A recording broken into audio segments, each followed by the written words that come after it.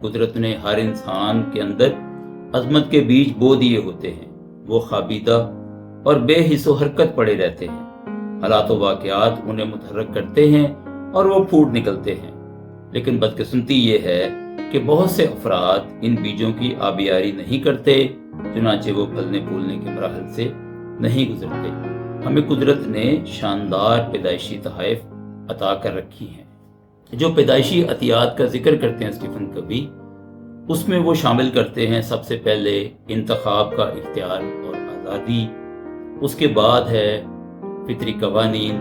فطری قوانین کے بارے میں وہ کہتے ہیں یہ آفاقی ہوتے ہیں، ابدی ہوتے ہیں اور واضح ہوتے ہیں۔ اس کے لیے انہوں نے لفظ استعمال کیا ایام بالذات، اپنے اصل میں وہ بالکل کلیئر ہوتے ہیں۔